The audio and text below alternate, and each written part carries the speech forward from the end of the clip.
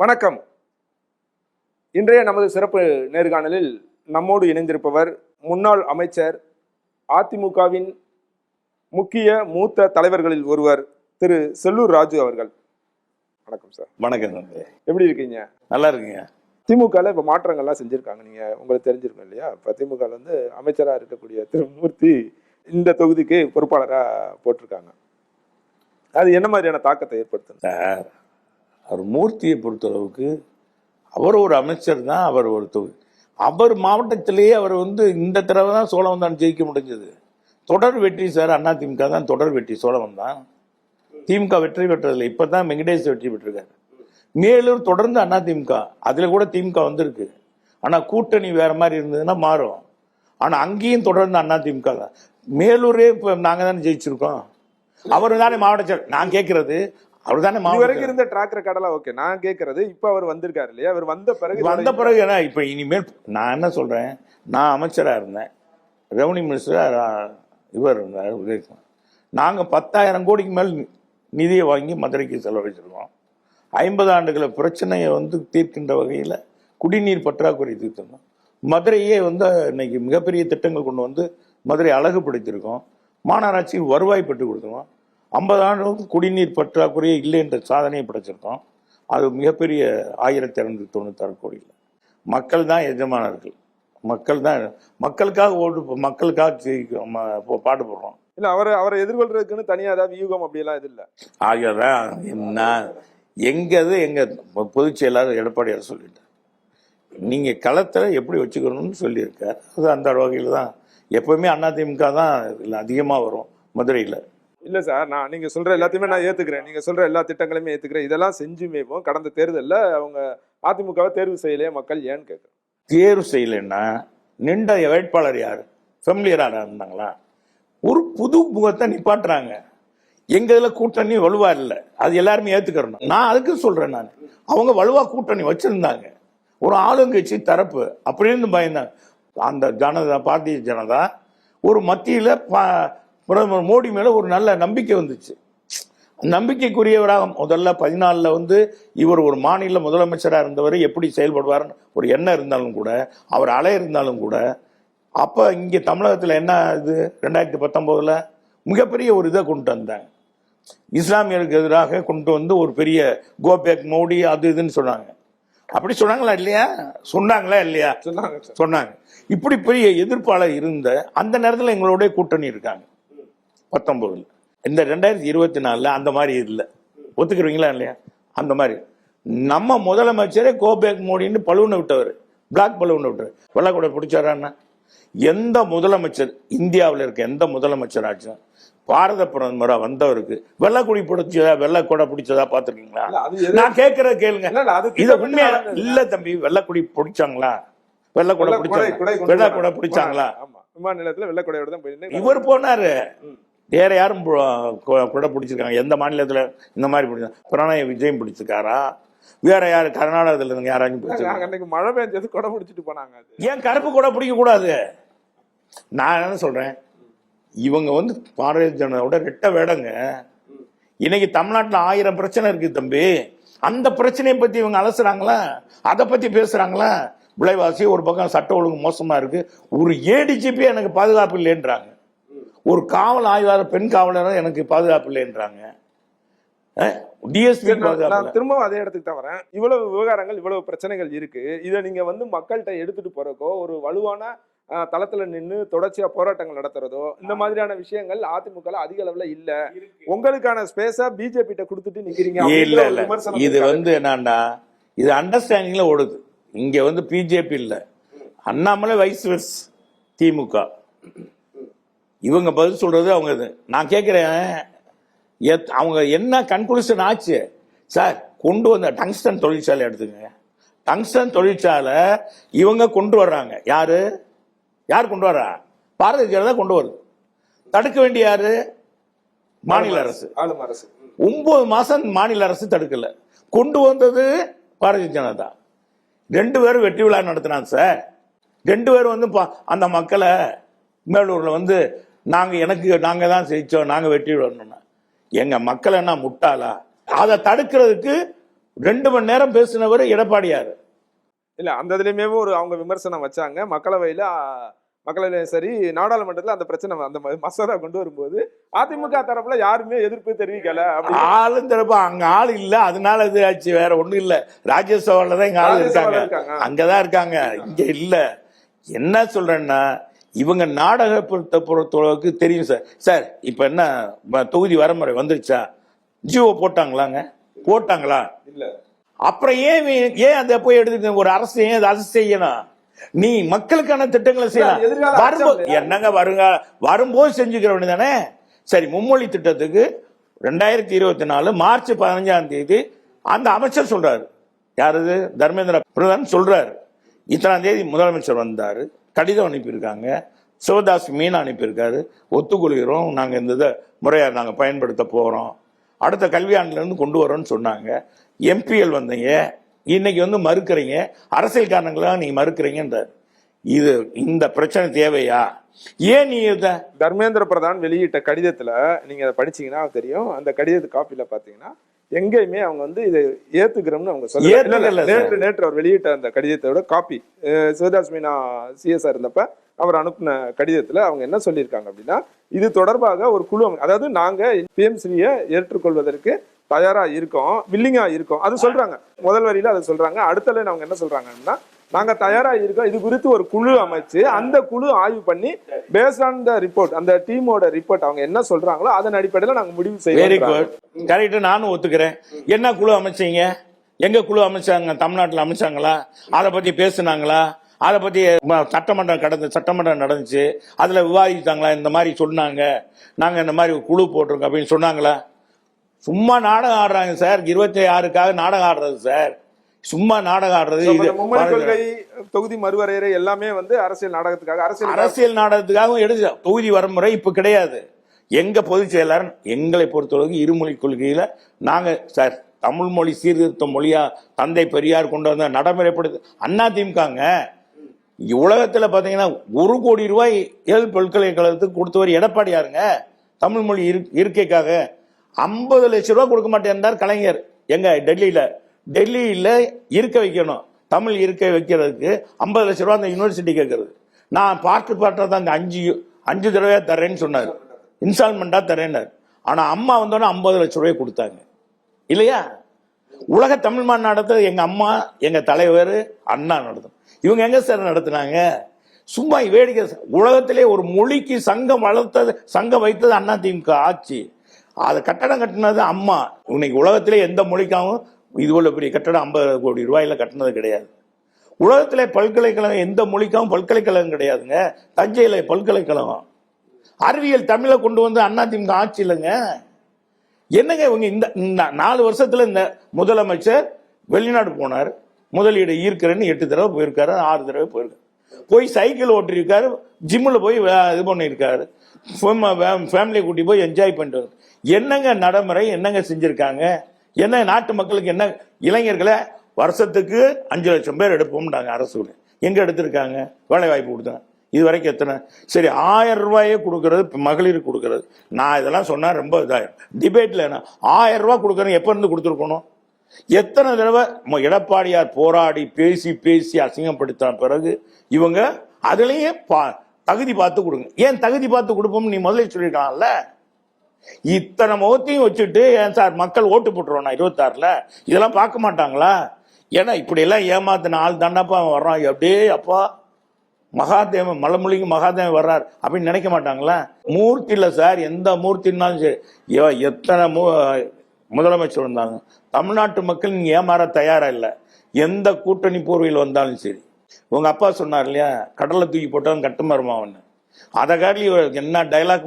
எங்க பேனா வைக்கிறது, உங்க அப்பாவுக்கு பேனா வைக்கிறது, கடல்ல வைக்கிறதுக்கு கடல் ஆராய்ச்சி மையத்திலாம் கடிதம் வாங்கிறாங்க. ஆனா தனுஷ்கோடியிலிருந்து ராமேஸ்வரம் தனுஷ்கோடி போறதுக்கு முடியாதுன்னு சொல்றாங்க இந்த அரசாங்கம். மக்களுங்க உங்க அப்பா பேனா எழுதாத பேனா 82 கோடியில வைக்கிறதுக்கு இதெல்லாம் தேவையா? இது நாடகம் சார். இந்திய எதிர்க்கிறவன் கேலோ இந்தியா நடத்தலாமா விளையாட்டு போட்டி? அதுக்கு போய் மோடியை கூப்பிடுறேன். இவங்க அப்பாவுக்கு நாணயம், அந்த நாணயத்துல இந்தி எழுத்து இருக்கு. ஏன் இந்தி எழுத்து இருக்கு? அவங்க அப்பாவுக்கு நாணயம் என்ன யார் அழுதா? யாருங்க அழுதா? இந்தி அவர் எதிர்த்தவர், இந்திக்காக தலை வைத்து படுத்தாருன்றாங்க. கள்ளக்கொடி கொண்ட கருணாநிதி வாழ்கவே அந்த பாட்டு இருக்குல்ல, எங்க ஏயா தாழ்மையான்றத போய் கள்ளக்கொடின்னு போம். அதை மாத்தணும்னு சொன்னவர், அவர் பேரை நாணயத்துல இந்தியில போடுறாங்க. அந்த நாணயத்திற்கு இவரை கூட்டிட்டு வர்றாரு, ராஜ்நாத் சிங்கை கூட்டிட்டு வர்றாரு, ராணுவ அமைச்சர். ஏன் ராகுலை கூட்டிட்டு வரக்கூடாதா? ஏன் சித்தாராமையா கூட்டிட்டு வா, பிரணாய் விஜய் கூட்டிட்டு வா. இதற்கு முன்பு ராம்மோகன் ராவ் சிஎஸ்ஆர் இருந்தாரு. அவர் இருக்கும்போது செக்ரட்டரியேட்ல வந்து ரெய்டு நடந்தது. அப்ப திமுக எதிர்க்கட்சியா இருந்தாங்க. திமுக எதிர்க்கட்சியா இருந்தப்ப அவங்க வந்து அதை ஒரு பெரிய ஒரு புரபகண்டாவா எடுத்து பெரிய அளவுல உங்களுக்கு எதிராக, அதிமுக அரசுக்கு எதிராக பண்ணினாங்க. எப்படி இதை அலோவ் பண்ணாங்க வச்சாங்கன்னு சொல்லி ஒரு பெரிய அளவுல ப்ரொட்டஸ்ட் பேசப்பட்டது, எல்லா ஊடகங்கள்லயும் வந்தது இல்லையா? இப்ப டாஸ்மாக் அரசு நிறுவனம் டாஸ்மாக்ல இடி போய் ரெய்டு பண்றாங்க. அங்க 3 நாளா உட்கார்ந்து ரெய்டு பண்றாங்க. இந்த அதிமுக என்ன பண்ணீங்கன்னு நான் கேட்கிறேன். நீங்க அவங்க பண்ணின அளவுக்கு ஏன் எதிர்க்கட்சியா சிறப்பா செயல்பட முடியல? இதைத்தான் நான் திரும்ப இது அதை கரெக்ட் நீங்க சொல்றது நான் 100க்கு 100 உள்வாங்கிறேன். எனக்கு எடப்பாடியாரை பொறுத்தளவுக்கு எப்ப இந்த போராட்டம், இது மக்களுக்கு எல்லாமே தெளிவா தெரியும். இவங்க டாஸ்மாக்ல இவன் சார் பாட்டிலுக்கு ஒரு கமிஷன் 10 ரூபா கமிஷன் வாங்குறான்னு உலகமே பேசுது சார். ஒரு முதலமைச்சருக்கு எப்படி சார் தெரியாம இருக்கும்? நான் கேட்கிற, ஒரு முதலமைச்சருக்கு எப்படி தெரியாம இருக்கும்? பாட்டிலுக்கு 10 ரூபாய்க்கு மேல வாங்குறான்றாங்க, இப்ப 20 ரூபான்றாங்க. ஜெயிலுக்கு போயிட்டு வந்து பிறகு கூட்டிட்டாராம், அதிகப்படுத்திட்டாராம். இதுக்கு கரூர் கம்பெனி வேலை வைக்கிறதுன்றாங்க. இது எப்படி சார் தெரியாம இருக்கும்? நான் கேட்கிறேன், இத்தனையும் நடக்குது, இது மக்களுக்கு தெரியுது, எல்லா மக்களுக்கும் எல்லாம் தெரியும் சார். இவங்க திமுகவுடைய செயல்பாடுகள் எல்லாம் பார்த்து கொண்டிருக்காங்க. நம்ம மக்கள் வாய்ப்பு வரும்போது வச்சு செய்வாங்க. எப்படி வச்சு செய்வாங்க? அதிமுக என்ன செய்ய போகுதுன்னு நான் கேட்கிறேன். அதிமுக எடப்பாடியார் முதலமைச்சர் ஆகிறது 100க்கு 100 மாற்றமே இல்லை. எடப்பாடியார் முதலமைச்சர், அதில் மாற்று கருத்து இல்லை. நினைக்கவே நினைக்காதீங்க. பாருங்க, ஒரு பெரிய ரெவல்யூஷன் நடக்க போகுது, உறுதியாக நடக்குது. எம்ஜிஆர் உருவாக்கின வச்சு அம்மா வளர்த்த கட்சி. அன்றைக்கும் இன்றைக்கும் ஏழை எளிய மக்களுக்காக திட்டங்கள் சார் 6 முறை தமிழகத்தில் திமுக ஆட்சிக்கு வந்திருக்கு உங்களோட சேர்த்து. ஒரு திட்டம் சொல்லுங்க, உலகம் சார்ந்த திட்டங்கள் இன்றைக்கும் வரவேற்கப்படுகிறதுன்னு சொல்லுங்க. திமுக கொண்டு வந்த திட்டம் ஏதாச்சும் சொல்லுங்க. பாஜகவோட கூட்டணியா நேரடியாவே செய்தியாளர்கள் கேள்வி எழுப்புறாங்க. அதுக்கு அவர் என்ன சொல்றாரு அப்படின்னா, தேர்தல் நேரத்துல அதை இன்னும் 6 மாசத்துக்கு பிறகு அதை முடிவு பண்ணலாம், இப்ப சொல்றதுக்கு ஒண்ணும் இல்லை அப்படின்னு அவர் சொல்றாரு. இது வந்து விவாதமாகுது. ஏன் ஆகுது அப்படின்னா, இதற்கு முன்பெல்லாம் செய்தியாளர் பேச்சு திரு எடப்பாடி செய்தியாளர்கள் சந்திக்கும் போது எல்லா நேரங்களிலுமே ரொம்ப திட்டவட்டமா மறுத்திருப்பாரு. பாஜக சம்பந்தமா எதை பேசினாலும், கூட்டணி சம்பந்தமா எது சொன்னாலுமே அவங்களோட கூட்டணி கிடையாது, ஒட்டும் இல்லை உறவும் இல்லைன்னா திரு ஜெயக்குமார்ல செய்தியாளர் சந்திப்புல சொல்லியிருக்காரு. இந்த அளவுக்கு அதிமுக ரொம்ப ஸ்ட்ராங்கா இருந்தது. இப்ப கொஞ்சம் கொஞ்சமா நீர்த்து போகிறதா? அதிமுக பாஜகவோட இணைஞ்சு போறாங்க அப்படின்ற மாதிரி புரிஞ்சுக்கலாமா? நீங்க சொல்றீங்க, இது ஒன்றும் தவறே இல்லை. எங்க தலைவர் அம்மா திமுக என்ற தீய சக்தியை அள்ளிக்கு வரை அதிமுக ஓயாது. திமுக தான் சார் எங்களுக்கு எதிரி. அதே திமுக இன்னைக்கு நீங்க இதே கேள்வி கேட்குறீங்க. நான் கேட்குறேன், தம்பி மாதிரி ஒரு ஊடகம் தான் அன்னைக்கு இல்லைன்னு நினைக்கிறேன் கலைஞர்கிட்ட. அவங்க இதே 2011 தேர்தல் வருது சார். 2G அலைக்கற்றை ஊழல் மிகப்பெரிய இது. கனிமொழி திகார் ஜெயில், ராஜா திகார் ஜெயில், ராஜா மத்திய அமைச்சர் திகார் ஜெயில். அவங்க அம்மா கையால் இப்பதான் ஆஸ்பத்திரி கூட போயிட்டு திரும்பி வந்திருக்காங்க. அந்த அம்மா கலைஞர் டிவி 200 கோடி 212 கோடி ரூபாய் இது வாங்கியிருக்காங்க அப்படின்ட்டு. இதுக்கு இடி ரைடு வருது சார், வந்து விசாரிக்கிறாங்க. இந்த அம்மாவுக்கு அங்கே டெல்லிக்கு வர சொல்றாங்க. வர சொல்லும் போது என்ன சொல்றாரு கலைஞர் முதலமைச்சர்? என்ன சொல்றாரு 2010 என்னுடைய மனைவி வயது முதிர்த்துங்க, மனம் பாதிக்கப்பட்டிருக்கு, அவருக்கு சரியான நினைவு தப்பி இருக்கு, அவர் அங்கெல்லாம் வர முடியாது அப்படின்னு சொன்னாங்க. இப்போ அவங்களே இங்கே வர்றாங்க. அப்போ யார் அந்த இதை நடத்துனது? அந்த இலாக்கா காங்கிரஸ் அந்த துறையை வச்சிருந்து சிதம்பரம் சார். சிதம்பரம் வச்சிருக்காரு. சிதம்பரத்துக்குல உள்துறை அமைச்சர் அவரு தலைமையில தான் அந்த இது இருக்கு. அவரு இங்க அறிவாலயத்துல கீழே விசாரிக்கிறாங்க சார், மேல கூட்டணி. அதுக்கு முதல்ல என்ன சொல்றாரு கலைஞர்? இனி எந்த காலத்திலயும் சரி காங்கிரஸ் திமுக கூட்டணி இல்லைன்னு சொன்னார் கலைஞர். சொன்னார், அதுக்கு நீங்க எடுத்து பாருங்க. இனிமேல் எந்த காலத்திலையும் கூட்டணி, அது தற்கொலை கூட செஞ்சுக்கிறவங்களுடைய காங்கிரஸோட கூட்டணி இல்லைன்னு சொன்னார். அதே கலைஞர் அவர் சொன்னதே மீறி அவர் கூட்டணி வச்சார். நீங்க வச்சாரா இல்லையா? கனிமொழியை கூட்டம் அவங்க உடைச்சா மண்குடம் நாங்க உடைச்ச பொன் கூடமா? நாங்க என்ன, இவர் என்ன சொன்னார், அது கூட பாரதிய ஜனதான்னு இல்லை, எங்களை பொறுத்தளவுக்கு எதிரி வந்து திமுக தான். என்ன சொல்லிருக்காரு? கேள்வி வந்து நீங்க உடைக்க வேணாம்லாம் சொல்லல. இல்ல எங்களை நான் என்ன சொல்றேன், எங்க பொதுச் செயலாளர் ரொம்ப கரெக்டா ஒரு அற்புதமான ஒரு தலைவர் மிக தெளிவாக சொல்லிடுறார், எங்களுக்கு எதிரி யாருன்னா திமுக. இவ்வளவு தவறு செய்யறது இந்த அரசாங்கம். ஒரு நன்மை கூட குறிப்பிட்டு சொல்ல மக்களுக்கு இந்த மாதிரி திட்டம் கொடுத்துருக்கோம் அப்படின்னு சொல்லாம 2000 மினி கிளினிக்கு மூடுதல், அம்மா உணவகம் மூடுதல், தாலிக்கு தங்கம் க்ளோஸ், மாணவர் கல்வி கடன் கிடையாது, நீட்டு தேர்வு இல்ல, மத்திய அரசு தான் பார்க்க முடியும். எங்க அப்பாவுக்கு தான் தெரியும் அந்த ரகசியம். இந்த ரகசியம் இப்பதான் உடைச்சிருக்காரு. இப்படி சொன்ன இந்த கட்சியை ஆட்சிக்கு வர விடலாமா? அப்ப என்ன சொல்றாரு? அதத்தான் சூசாதான் தலைவர். அதுதான் இல்ல சார், இவ்வளவு நாட்களா நீங்க என்ன சொல்லிட்டு இருந்தீங்க, சிறுபான்மை ஓட்டுகள் நமக்கு இல்லாம போயிடும், அதனால பாஜகவோட இப்பவும் நாங்க கூட்டணி நீங்க அண்ணன் சொல்லல. நீங்க கடைசியா பேசினதுல இருந்து நான் புரிஞ்சுக்கிறது பிஜேபியோட சேர்ந்து போறோம் அப்படி நினைக்கிறீங்க. அப்படி எல்லாம் இல்ல. சரி, நீங்க அப்படி சொல்றீங்களா? இல்ல நீங்க சொன்னனால நான் சொல்றேன், திமுக உடைச்சா மண்கூட, நாங்க உடைச்சா பொன்கூட. இல்ல நாங்க உடைக்கல.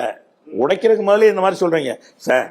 நீங்க சொல்ற மாதிரியே வச்சாலும் சரி, நான் சொல்றேன் சார், கையெழுத்து போட்ட மும்மொழி கொள்கைகள் கையெழுத்து போட்ட ஒரு எம்எல்ஏவை உடனே கட்சியில நீக்கினார் விஜயகுமார், நீக்கிட்டார்ல. அப்ப எப்படி கூட்டணி நீங்க சொல்றீங்க? எப்படி நாங்க கூட்டணியை வச்சிருக்கோன்றீங்க? ஏங்க முத நாள் கையெழுத்து போட அடுத்த அன்னைக்கே நீக்கி விட்டாரு. ஒரு தவறு செய்தால் தெரிந்தால் தேவன் என்றால் விடமாட்டேன்றது தலைவனுடைய பொண்ணு. எங்க பாஜக கூட்டணி இல்லைன்னு திட்டவட்டமா சொல்றீங்க, அப்படி புரிஞ்சுக்கலாமா? அதுக்கு தான் நாங்க சொல்லிருக்கோம், நாங்க இதுவரைக்கும் கூட்டணி கிடையாது, இனிமேலும் இப்பவும் கூட்டணி என்பது நாங்க இல்ல. நாங்க தற்கொலையே செஞ்சுக்கிறோன்னு சொன்ன கலைஞரை என்ன செஞ்சாரு? அதிமுக இருக்கணும், அம்மா முதலமைச்சர் ஆகக்கூடாதுன்னு செஞ்சாரு.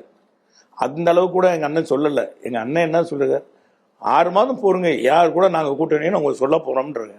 நீங்க அதுக்குள்ள இன்னார் கூட கூட்டணி, பாரதிய ஜனதா கூட்டணி நான் சொல்றேன். இன்னைக்கு நடக்க சொல்றேன், பாரதிய ஜனதா கூட்டணி தொடர போறோம்னா இன்னைக்கு ஏங்க சார் நீக்கணும்? எங்க எடப்பாடியுடைய திறமையை பாருங்க. தமிழ்நாடு அரசையும் சரி இந்திய அரசையும் எதிர்த்து தேர்தல் களத்துல நிக்கிறதே ஒரு தில்லு வேணும்ல. அந்த தில்லு எடப்பாடியாட்ட இருந்துச்சுல. என்னங்க 2024 இருந்துச்சா இல்லையா? திரு அண்ணாமலை சொல்றாரு, எங்க கூட்டணி வேணாம், எங்க கூட சேர்ந்தா ஜெயிக்க முடியாது, தோத்து போயிரும் அப்படின்னு சொன்ன கட்சிகள் இன்னைக்கு வந்து எங்க கூட்டணிக்காக தவம் கிடக்குறாங்க அப்படின்னு சொல்றாரு. ஜெயக்குமார் இதே வார்த்தையை சொன்னதான் அவர் சுட்டி காட்டுறாரு. நானும் சொல்றேன், எங்க அண்ணன் அழகா சொல்லிட்டாரு. அரசியல் வரலாற்றில் அதிமுகன்னு ஒரு கொள்கை உண்டு. அதிமுக எந்த கட்சியோடும் கூட்டணிக்காக தவம் கிடந்த வரலாறே கிடையாது. அப்ப அண்ணாமலை யார சொல்றாரு? அவர் யார சொல்றாரு அவர்கிட்ட தான் நீங்க கேட்கணும். நான் கேட்கறது அவரும் இல்லைன்ட்டார். அவரும் அதிமுக குறிப்பிட்டு சொல்லலன்னு சொல்லிட்டார். குறிப்பிட்டு சொல்ல இல்ல, அவர் குறிப்பிட்ட வார்த்தைகள் திரு ஜெயக்குமார் சொன்ன வார்த்தைகள். நான் என்ன சொல்றேன், நீங்க ஏன் அந்த போய் நினைக்கிறீங்க? அவரே இல்லைன்னு சொல்லிட்டாரு. அண்ணன் எடப்பாடியார் சொல்றது கரெக்ட், நான் அதிமுக குறிப்பிடவே இல்லை அப்படின்னு சொல்லிட்டார். முற்றுப்புள்ளி வச்சுட்டாரு. தலைவர் திரு செங்கோட்டையன் வருத்தமா இருந்தாருன்னு ஒரு தகவல் வந்து, 4 மணி நேரமா காத்திருக்க வச்சுட்டு அவர்கிட்ட பேசவே இல்லை, கடைசியா நன்றி சொல்லி போயிட்டாரு. எல்லாம் இல்ல, குறிப்பிட்ட மாவட்டங்கள் ஒரு மண்டலத்துல குறிப்பிட்ட, இப்ப மதுரையில எடுத்துங்க, எங்க இதுல மாநகர்ல தான் பேசினாரு. புறநகர் 2 மாவட்டம் ரெடி பண்ணியிருந்தாங்க, பேசலையே. நீ அப்படியெல்லாம் பேசக்கூடாது, அப்படியெல்லாம் பார்க்க கூடாது. ஏன் செங்கோட்டையன் குறிப்பிட்டு பேச வேண்டியது? ஏங்க செங்கோட்டையன் வந்து ஒரு பெரிய மூத்த நிர்வாகி. நான் கேட்கிறேன், அந்த கேள்வியும் வருது. இல்லங்க, மூத்த அவர்கிட்ட ஏன் கேட்கணும்? அவருக்கு எல்லாமே தெரியுங்க. எங்க அவர் எல்லாமே செஞ்சு சரியா வச்சிருப்பான்னு நினைக்கலாம். அங்க அந்த மாவட்டத்தில் இவருக்கு போயிருக்க செய்தி வந்து ஒரு பொதுச் செயலாளர் போயிருங்க, நல்லா எல்லாமே அண்ணன் சொல்ற மாதிரியே இருக்குன்னு நினைச்சிருக்கலாம். ஏன் நீங்க அதை நினைக்கிறீங்க? அதுலயும் கற்பனை கூப்பிடலையே. என்ன சார் நீங்க இப்படி அப்படி வந்து ஒரு சரி, இங்க கோயம்புத்தூர் மாவட்டத்துல அம்மன் அர்ஜுனா கூப்பிட்டாங்க, ஏன் அருள் அவர் மற்ற மாவட்டங்களை கூப்பிடல? பொள்ளாச்சி ஜெயராமனை கூப்பிட்டாரு, அங்க கூப்பிடலையே. உடுமலை ராதாகிருஷ்ணன் பேசல. இதெல்லாம் ஏங்க இத்தனை மாவட்டம் பேச முடியுமாங்க? ஆனா அவர் சொல்ற செய்தி எல்லா மாவட்டத்தும் போச்சு. இது ஒரு அற்புதமான முன்னெடுப்புங்க. ஒரு பொதுச் செயலாளரும் இருக்கிற இடத்துல இருந்துகிட்டு அவர் சொல்ல வேண்டிய கருத்தை அத்தனை கட்சிக்காரன்னு அத்தனை நிர்வாகி மத்தியிலும் பதிச்சிருக்காரு. இன்னைக்கு கூட சாயங்காலம் எங்க மாவட்டத்தில் கூட்டம் போட்டிருக்கோம், நிர்வாகிகளை கூப்பிட்டு பொதுச் செயலாளர் சொன்னது. ஏன்னா நான் ஒரு வாரம் இங்க இருக்க மாட்டேன், அப்பா செயல்படுத்தணும், வைக்கணும், நம்ம பொறுப்பாளர் போட்டு தேர்தல் பணிகளை தொடங்கிட்டீங்க. நாங்க முன்னாலே தொடங்கிட்டோங்க. தொடங்கினாலும் இந்த மாதிரி சொல்லியிருக்கோம். எவ்வளவுதான் தொடங்கினாலும் நாங்க வளர்ந்துட்டு தான் இருக்கோம். ஆனா பத்திரிகையை தான் எங்களை போய் மட்டம் தட்டுறீங்க. ஏன்னு எனக்கு எங்க நாங்க கேட்க, ஏன் தலைவரே நான் சொல்றேன் தம்பி, இவ்வளவு தூரம் என்கிட்ட கேட்டீங்க, நான் கேட்க, இந்த அமைச்சர்கள் இவர் வந்ததிலிருந்து திமுக ஆட்சியிலிருந்து யாருக்கு சார் நன்மை கிடைச்சது? அவங்க குடும்பம் தான். உதயநிதி எந்த இதுக்கும் வரமாட்டேன்றார், எம்எல்ஏ ஆக்கினார். எந்த பொறுப்புக்கு வரமாட்டாங்க, இளைஞரணி செயலர் ஆக்கினார், அமைச்சர் ஆக்கினார், துணை முதலமைச்சர் ஆகிட்டார். வேற என்ன சார் நடந்திருக்கு? என்ன நடந்திருக்கு சொல்லுங்க. ஏங்க முருகன் மாநாடு நடத்துவாங்க, முருகன் மாநாட்டுக்கு வாழ்த்து சொல்றாரு முதலமைச்சர். அந்த இந்துக்கள் கொண்டாடுற பண்டிகைக்கு வாழ்த்து சொல்ல மாட்டேன்றாரு. இதெல்லாம் எவ்வளவு ஏமாற்ற. வீட்டுல சாமி கும்பிடுறாரு, பூசாரி எல்லாம் வச்சு சாமி ஐயர்கள் எல்லாம் வச்சு உங்க அம்மா அந்நியார் துர்கா கூட்டிட்டு வர்றாங்க, அவங்க கும்பிடுறாரு, இவரும் கும்பிடுறாரு, ஒரு மகனும் கும்பிடுறாரு. வெளியே வந்தோன்னு சனாதனம் பேசுறாங்க. ஏன்னா வீட்டிலேயே திருத்த முடியல, வெளியே என்ன சனாதனம்? தமிழக வெற்றி கழகத்தோட கூட்டணி பேச்சுவார்த்தை நடக்கிறதா அரசியல் புரசலா ஒரு ஸ்பெகுலேட்டிவாவே ஒரு செய்தி இருக்கு. உறுதியாக இதெல்லாம் தலைமை பார்த்துக்கிறது. இதை பற்றி எங்களுக்கு கவலையே இல்லை. விஜய் பொறுத்தளவுக்கு நான் எந்த கருத்தும் இப்போ இவங்க வருவாங்க அவங்க சொல்றதுக்கு அது இல்லை. எல்லாமே தலைமை பார்த்து கொள்ளும். எங்களை பொறுத்தளவுக்கு கழக செயல்பாடு தான். விஜயோட அரசியல் வருகை எப்படி பாக்குறீங்க? வருகை இந்த காலத்துல எல்லாருமே வர்றாங்க, எல்லாரும் நடிகர்கள் தான் வர்றாங்க. விஜய் கொஞ்சம் வித்தியாசமா வர்றாரு, எல்லாம் இளைஞரா இருக்காரு, அவ்வளவுதான். அது என்ன வித்தியாசம் இருக்கு அதுல? கமலஹாசன் வந்தாரு, மதுரையில் தான் மாநாடு நடத்தினோம், எக்கத்தப்பான கூட்டம் கூடிச்சு, டார்ச் லைட் அடிச்சார். இந்த டார்ச் லைட் ஊழலை எதுக்குறதும் இந்த நாட்டில் சட்ட ஒழுங்கு பயந்தாக்கிறோம், யார் தவறு செய்யலான்னு கேட்குறாரு. இப்போ டார்ச்சில் செல்லு போச்சு, டார்ச்சில் பல்பு போச்சு, அங்கே போய் அடக்கலாம் ஆகிட்டார். இது ஒரு வரலாறு. அது மாதிரி இல்லாமல் அவர் பேசும்போது அவருக்கு மட்டுமே புரிஞ்சிச்சு, மேடையில் இருந்தவங்களுக்கும் புரியல கமலஹாசன் பேசுனது, அரசியல் கருத்து பேசினார். ஆனால் விஜய் அதில் மாறுபட்டு அற்புதமாக பேசுகிறார், நல்லா பேசுகிறாரு. நல்லா எல்லாரும் சொல்கிறாங்க எழுதி கொடுத்து, எல்லாரும் எழுதி கொடுத்து தான் பேசுவாங்க, எல்லாரும் அவங்கள சும்மோட்டிவாக பேச முடியாது, அதில் எல்லாம் மாற்றுக்கிறது. நல்லா பேசுகிறாரு. என்னுடைய அவருடைய செயல்பாடுக்கு நீ வரும்போது தான் பார்க்க முடியும். ரெண்டாவது இப்போ தான் நிர்வாகிலாம் போட்டிருக்காரு மாவட்ட அளவு. இனி பகுதி, ஒன்றியங்கள், பெருநகரம் இதெல்லாம் போடணும். போட்ட பிறகுதான் ஒரு கட்சின்னு எங்கள் கட்சியும் தான் இருந்தது, கட்சியில் புரட்சி தலைவர். அப்போ மக்களுக்கு பெரும் மக்கள் ஆதரவு இருந்தது. பிரசாந்த் கிஷோர் என்ன சொல்றாரு அப்படின்னா, விஜய் தனித்து போட்டிடுறதா நல்லது அப்படின்னு சொல்றாரு. ஸோ அதனாலதான் திரும்ப அந்த கேள்வி எழுது, அதிமுகவோட கூட்டணி அமைப்பாரா, அதுக்கான பேச்சுவார்த்தைகள் எது நடக்குதா? எனக்கு அதெல்லாம் தெரியாது, அவர் தனித்து நிற்கிறாரா அதுன்றாரான்னு. ஆனால் யாருமே வந்த உடனே ஒரு தேர்தலில் தனித்து நிற்கிற அளவுக்கு அவருக்கு செல்வாக்கா இருக்கான்றது அவருக்கு எத்தனையோ பேர் சொல்லுவாங்க. 15% வரைக்கும் வாக்கு இருக்கு அப்படின்னு சொல்றாங்க. சொல்லலாம் தம்பி, அப்படிதான் சொல்லுவாங்க, எல்லாரும் தான் சொல்லுவாங்க. ஒரு மூத்த தலைவரா விஜய்க்கு உங்களோட அறிவுரைன்னு இல்ல, உங்களோட எதிர்பார்ப்புன்னு கூட வச்சுக்கலாம். மூத்த தலைவர் விஜய் என்ன செய்யணும்? தனித்து போட்டியிடணுமா, இல்ல அதிமுகவோட கூட்டணியா வரணுமா? எது வந்தா அவரோட எதிர்காலத்துக்கு நல்லா? என்னை பொறுத்தளவுக்கு அவருக்கு தெரியாத ஒன்றா இல்லை.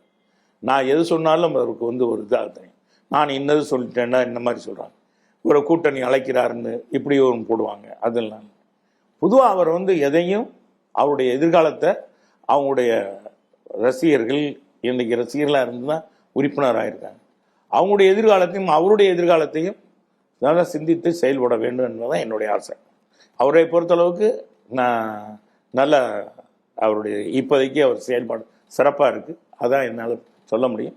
அவருக்கு சொல்ல வேண்டியது அவருடைய எதிர்காலம், அவரை நம்பி வந்திருக்கவங்களையும் நட்டாற்றில் கொடுக்கு. இப்போ கமலஹாசன் மாதிரி நாளைக்கு விட்டுட்டு போயிடக்கூடாது, போய் ஒரு சீட்டுக்காக, ராஜ்யசபா சீட்டுக்காக இன்னைக்கு போய் அவர் அங்கே போய் கிடக்கிறது சரியா இல்லை.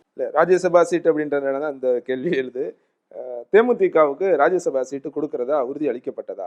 அளிக்காம அவங்க வெளியே பொதுவெளியில எங்களுக்கு சீட்டு கொடுப்பாங்க அப்படின்னு சொல்றதும், இப்போ பார்க்கலாம் அப்படின்ற ஒரு துணியில பதில் சொல்றதும் சரிதானா? நிச்சயமாக எங்கள் பொதுச் செயலாளர் சொன்னதை செய்வார், சொன்னதைத்தான் செய்வார், சொல்லாமல் எதையும் செஞ்சிருக்க மாட்டார், சொன்னதே மறுக்கவும் மாட்டார். அது இல்லைன்னா எடப்பாடி இத்தனை பேர் நம்பி அவருக்கு பின்னால் இன்னைக்கு 2 கோடி பேர் இருக்கமே, எடப்பாடியுடைய செயல்பாடு எங்களுக்கு தெரியாதா? அவர் யாருக்கு என்ன வாக்குறுதி கொடுத்தாலும் அதை நிறைவேற்றுவார். உறுதியாக தேமுதிகவுக்கு கொடுத்திருந்தா நிறைவேற்றுவார், அதுல மாற்று கருத்து. கொடுத்தாங்களா இல்லையான்னு தெரியல, அது தெரியாது. கொடுத்திருந்தாருன்னா நிறைவேற்றுவார், அது மாற்று கருத்து இருந்தது. அன்புமணிக்கு கூட பாட்டாளிகள் கட்சி கொடுக்குறோன்னு சொன்னார், கொடுத்தாரு.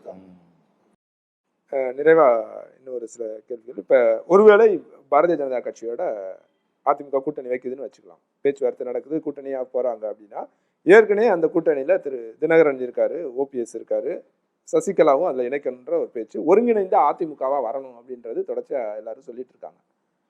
இத எப்படி அணுகுவீங்க? தம்பி இப்பதான் முட்டை கையில இருக்கு. அது குஞ்சா வருதா என்னன்றது நமக்கு எப்படி தெரியும்? இப்போ நம்மளே இப்பவே அது அது பொட்டக்கோழியா வரும், செவ்வாய்க்கோழியா இங்கே சாவலா வரும் அப்படின்னு எப்படி தெரியும்? அதெல்லாம் ஒன்றும் தெரியாது. இப்போதைக்கு 6 மாதம் பொறுத்து கொள்ள வேண்டியது எங்கள் பொதுச் செயலர். 6 மாதம் கழித்து வாங்க. எங்கள் பொதுச் செயலர் என்ன சொல்றாரு நான் சொல்றேன். நான் முதல்ல தம்பிக்கு சொல்றேன், சரி, மதுரைக்காரன்ற முறையில். நேரத்திற்கும் கருத்து போயிருக்கும் ரொம்ப நன்றி தம்பி.